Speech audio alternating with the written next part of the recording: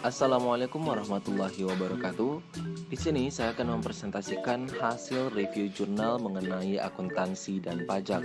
Namun, sebelum memasuki pembahasan, izinkan saya untuk memperkenalkan diri. Nama saya Andi Muhammad Mulyamin dengan stambuk 2018-30114. Baiklah, langsung saja kita masuk pada pembahasan.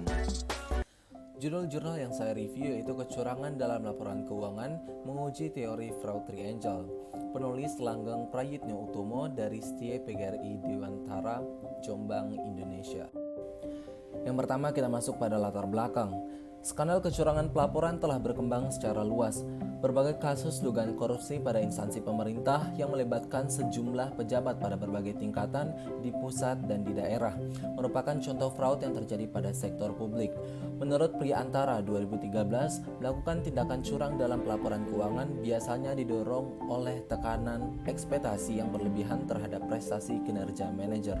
Oleh karena itu, fraud seperti ini dinamakan fraud yang dilakukan untuk kepentingan manajemen.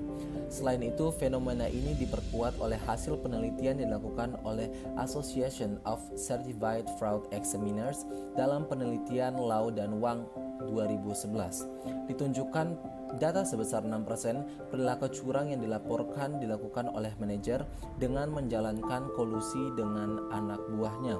36% dijalankan manajer secara perorangan dan 58% kasus perbuatan curang dilakukan oleh manajemen tingkat teknis. Selanjutnya kita masuk pada tujuan. Tujuan dari penelitian ini adalah untuk mencoba membuktikan bahwa stabilitas keuangan, tekanan eksternal, kebutuhan keuangan pribadi, target keuangan, kondisi industri, ketidakefektifan pengawasan, dan rasionalisasi dapat berpengaruh atas kecurangan laporan keuangan. Berikutnya teori. Krejci membuat suatu teori bahwa ketiga kondisi yang selalu hadir saat terjadi kecurangan laporan keuangan, yaitu tekanan pressure, kesempatan opportunity, dan rasionalisasi atau rationalization. Ketiganya saling mendukung dan membentuk pilar kecurangan yang disebut sebagai fraud triangle. Tekanan yang dapat mengakibatkan kecurangan terdiri dari 4 jenis kondisi yang umum terjadi, yaitu stabilitas keuangan, kebutuhan keuangan pribadi, tekanan eksternal, dan target keuangan. Selain tekanan tersebut, terdapat faktor kesempatan yang terdiri dari kondisi industri dan ketidakefektifan pengawasan, serta faktor terakhir yaitu rasionalisasi. Selanjutnya kita masuk pada populasi dan sampel. Populasi dalam penelitian ini yaitu perusahaan manufaktur di tahun 2013 sampai dengan tahun 2017.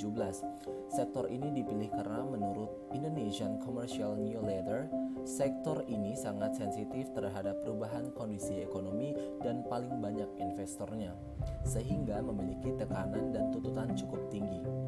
Sampel pada penelitian ini yaitu 131 perusahaan yang tidak terindikasi melakukan manipulasi atau fraud dalam 3 tahun pengamatan dan 44 perusahaan yang terindikasi melakukan fraud dalam 3 tahun pengamatan. Berikutnya kita masuk pada metode. Penelitian ini menggunakan pendekatan kuantitatif dengan metode purposive sampling dengan teknik judgment sampling. Penelitian ini menggunakan model Beneš and Skor dengan 8 rasio keuangan untuk mengidentifikasi apakah perusahaan memiliki indikasi untuk memanipulasi pendapatan dalam laporan keuangan. Nah, rasio keuangan tersebut antara lain yang pertama, Day Sales in Receivable Index, Gross Margin Index, Asset Quality Index, Sales Growth Index, Depreciation Index, Administrative Expense Index, Leverage Index, dan Total Accruals to Total Assets. Selain itu, pengukuran 4 variabel dari faktor tekanan adalah yang pertama, stabilitas keuangan, keuangan pribadi, tekanan eksternal, dan target keuangan. Selanjutnya, faktor kesempatan diukur dengan 2 variabel. Yang pertama kondisi industri dan yang kedua ketidakefektifan pengawasan. Nah, sedangkan untuk faktor ketiga tentang rasionalisasi. Selanjutnya kita masuk pada hasil.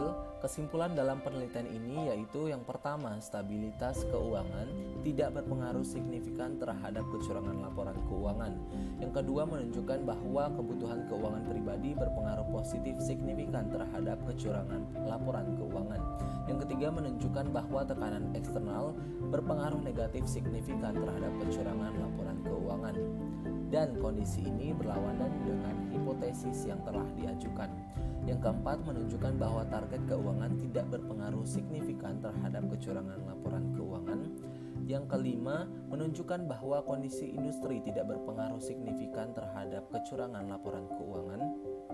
Yang keenam, menunjukkan bahwa ketidakefektifan pengawasan berpengaruh signifikan terhadap kecurangan laporan keuangan.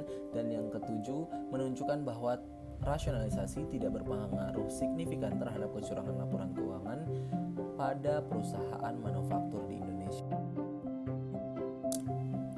Berikutnya kita masuk pada kelebihan. Kelebihan dalam penelitian ini yaitu setiap variabel dijelaskan secara rinci mulai dari pengertian hingga cara mengukurnya, sehingga pembaca dapat mudah mengerti variabel yang diteliti dalam penelitian ini. Penelitian ini juga dengan lengkap menyertai hasil-hasil penelitian terdahulu untuk mendukung latar belakang masalah dalam penelitian ini. Yang terakhir kita masuk pada kekurangan. Kekurangan dalam penelitian ini adalah masih banyak kesalahan typo di dalam jurnal, dan kekurangan lain dalam penelitian ini yaitu tidak menyertakan saran di dalam jurnalnya, di mana saran tersebut berguna agar peneliti selanjutnya dapat mengatasi hambatan yang dialami oleh peneliti sebelumnya, atau memberi rekomendasi yang membangun agar penelitian terkait topik yang sama dapat dilanjutkan dengan lebih baik lagi.